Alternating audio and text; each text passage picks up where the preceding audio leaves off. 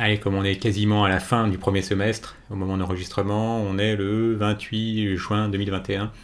Je me dis que ça peut être l'occasion de faire un petit bilan de mi-parcours, mais pas que le mien, donc n'hésitez pas à mettre en commentaire, niveau programmation, qu'est-ce que vous imaginez en début d'année que vous maîtriseriez en 2021, et donc plutôt que d'attendre le 30 décembre pour se rendre compte qu'on est loin du compte, bah c'est quand même mieux à un moment de prendre des étapes intermédiaires.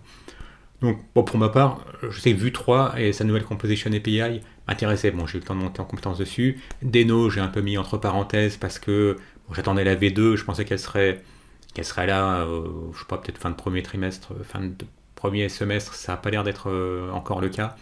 Et comme il n'y a pas urgence sur Deno, bon, je m'y consacre moins que ce à quoi je m'attendais. Bah, dans le monde d'Angular, les choses continuent tranquillement, hein. Tous les 6 mois, il y a une nouvelle version majeure, mais qui ne bouleverse pas tout, hein. Depuis bien longtemps, finalement, les choses sont assez stabilisées. Dans le monde de React, depuis les hooks, bah, on se rend compte que finalement, les choses sont assez stables, hein. Il y a React 18 qui est annoncé, mais finalement, il n'y a pas de grands changements. C'est surtout pour les auteurs de librairies de package React que les choses vont un peu bouger. Svelte, malheureusement, n'a pas l'air de prendre beaucoup. En tout cas, moi, je vois dans mon secteur géographique, il n'y a quasiment pas d'offres Svelte. Donc, à part un de mes clients qui, lui, l'utilise sur des projets concrets, je connais personnellement personne d'autre qui utilise Svelte. Donc, n'hésitez pas à me dire si vous-même vous utilisez Svelte en production ou si vous avez l'intention de démarrer un nouveau projet, soit en freelance, soit en poste, ou par exemple, vous avez un client qui s'en fiche de la techno que vous utilisez tant que vous sortez l'appli qu'il a en tête et que vous avez décidé d'utiliser Svelte. Je serais curieux de savoir si vous utilisez Svelte pour autre chose que de la veille techno pour l'instant. Bah, Node, ça continue à être un classique bien installé. En ce moment, il y a un petit framework basé sur Node qui fait beaucoup parler de lui, c'est Fastify. Donc je consacrerai une vidéo à la chose. Mais bon, quand on connaît des frameworks basés sur Node comme Express ou Koa, par exemple, pour créer des applications web, on se rend compte on s'y retrouve extrêmement vite. Le vanilla JavaScript est de plus en plus poussé, donc on se rend compte que maintenant, on arrive de plus en plus à faire de choses qui nécessitaient, il n'y a pas si longtemps que ça, d'utiliser des librairies. Par exemple, de nos jours, le fait de pouvoir faire du drag and drop, on peut le faire nativement avec une API fournie nativement en vanilla JavaScript, par un nouveau navigateur notamment. On peut très facilement rendre éditable un élément, ce que j'avais utilisé comme technique, je vous remets la vidéo, dans la création d'un outil no-code qui permet de créer une page web sans connaître HTML et de pouvoir éditer les différents éléments qui sont créés à la volée. Enfin, il y a plein de choses qu'on peut faire. Et rendant à César ce qui est à César, il y a de fortes chances que jQuery est inspiré des créateurs d'API. Donc, voilà, on peut faire des requêtes HTTP, sans avoir besoin d'une librairie autre, même si Axios, notamment chez les développeurs React, est très populaire. En résumé, on peut faire de plus en plus de choses avec le vanilla JavaScript, le JavaScript pur, et peut-être que si le vanilla JavaScript avait été aussi poussé, disposé d'autant d'API aujourd'hui que ce qu'il avait il y a 5 ou 10 ans, peut-être que les frameworks auraient moins pris que ça n'est le cas aujourd'hui. Alors on peut reconnaître quand même qu'utiliser une lib ou un framework, pour tout ce qui est routage, c'est quand même un gros plus. Et aussi pour améliorer les performances via du lazy loading et des choses comme ça. Donc ça reste quand même très important d'utiliser le JavaScript tout court, donc je vais continuer. Ça me permet de faire la transition à sortir des vidéos qui permettront de faire des petits POC simples en montrant qu'avec le JavaScript tout court, tout seul, on arrive à faire des choses assez intéressantes. Et qu'on peut recycler, entre guillemets, on peut réutiliser ces connaissances en JavaScript pour faire des outils. Je vais remettre une couche sur les extensions Chrome, mais j'aime beaucoup. Vous voyez, j'en ai plusieurs installées. Et s'il y a autant d'éditeurs qui créent leur propre extension Chrome, c'est bien qu'il y a non seulement il y a une demande, sinon il y a longtemps qu'ils auraient arrêté d'en créer. Et en plus, ça résout des problèmes très concrets. Bon, je vais vous montrer un petit POC sur lequel je suis en ce moment, que j'ai appelé DOM Destroyer, vous allez comprendre pourquoi. Parfois, on n'a pas envie qu'il y ait certaines choses qui apparaissent sur une page, et malgré les bloqueurs de pub, on a quand même des choses qui apparaissent, parce que c'est pas de la pub, ou parce que on aimerait bien lire de manière plus tranquille, je sais pas, au boulot par exemple, vous n'avez pas forcément envie de voir quelqu'un montrer que vous êtes en train de lire, je sais pas, une page de news ou une page Wikipédia, même s'il y a strictement aucune honte à le faire, mais bon, je sais qu'il y a des environnements de travail un peu bizarres. Je me suis créé cette petite extension Chrome qui permet, quand je fais un clic droit, de supprimer un élément du DOM. Voilà, c'est assez marrant. Ça peut même devenir addictif, hein, vous vous retrouvez à détruire des morceaux de page. L'intérêt, bon là par exemple, voilà, imaginons que vous êtes sur un Stack Overflow, là, vous êtes en train de chercher pour l'énième fois comment utiliser Reduce, quand on ne se sert pas souvent, on a tendance à l'oublier. Peut-être que vous n'avez pas envie que des gens qui passent derrière vous dans un open space voient que vous êtes sur Stack Overflow. Alors je trouve ça très bizarre, pour moi ce serait plutôt un indice que vous êtes dans un environnement de travail bizarre si on trouve bizarre que vous utilisiez Stack Overflow. Mais bon, voilà, bah, hop, un clic droit, c'est fini. On voit plus que vous êtes sur Stack Overflow. Voilà, on peut supprimer aussi ce menu à droite. Donc voilà, bah, ça c'est que du vanilla JavaScript. J'ai pu créer en 10 minutes, un quart d'heure, la logique de ce petit composant qui me permet de supprimer des éléments du DOM sur le clic droit. Hop, ask question, je vais virer ça, et hop, on va virer le menu du dessus. Donc ça peut être pas mal pour faire de l'édition. Ça peut être pratique aussi quand vous enregistrez une vidéo, je sais pas, imaginons, j'ai jamais su si c'était vrai ou pas, que sur YouTube on a le droit ou on n'a pas le droit de montrer les gains générés par une vidéo. Donc voilà, il vous suffit de cliquer ici, c'est ici que s'affichent les gains.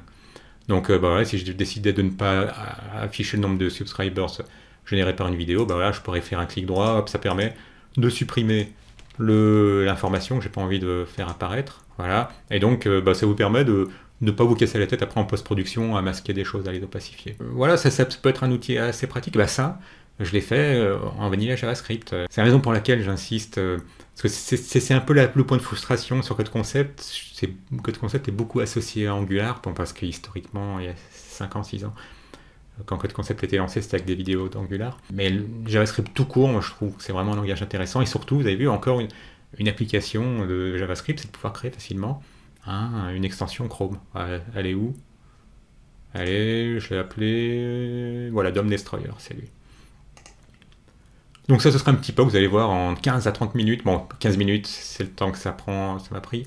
Après, il faudra les 15 minutes d'explication pour que vous maîtrisez bien la chose. Ensuite, vous puissiez créer facilement vos plugins Chrome.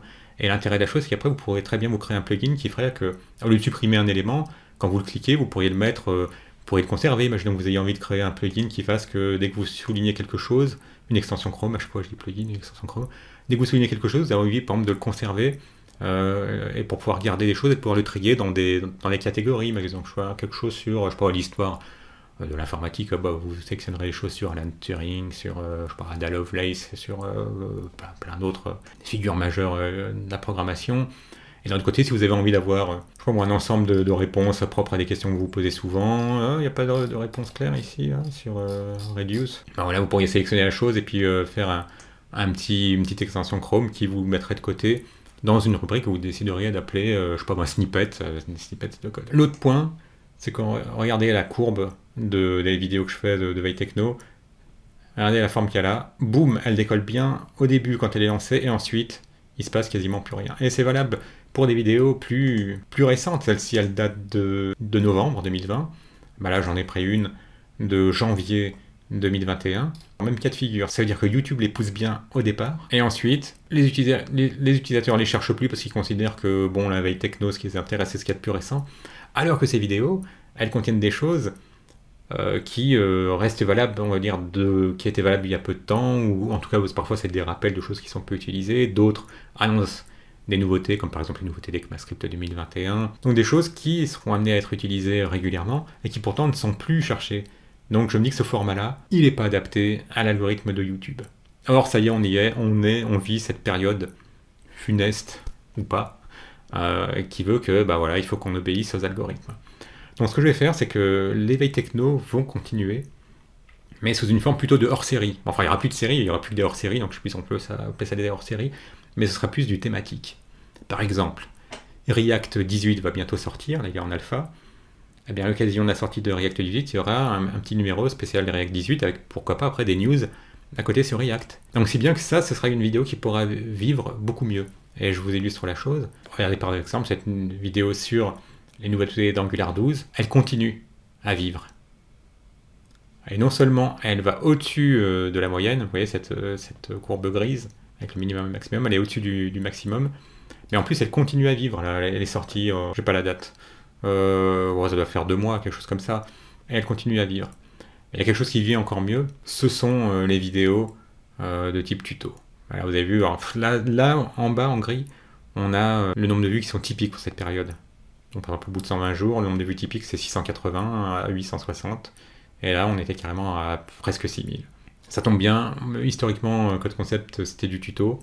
Moi je passe mon temps à me créer des petits POC. Je montre qu'un échantillon. Et donc j'ai matière à créer des POC. Mais la seule chose, c'est que cette chaîne était un peu trop à mon goût estampillée Angular, alors que moi, j'ai pas envie d'être dans une niche propre à un framework, parce que les frameworks ne font que passer, ils vont durer 5 ans, 6 ans, 7 ans, et après, d'autres arrivent, et c'est bien de se consacrer aussi aux autres pour pas être surpris.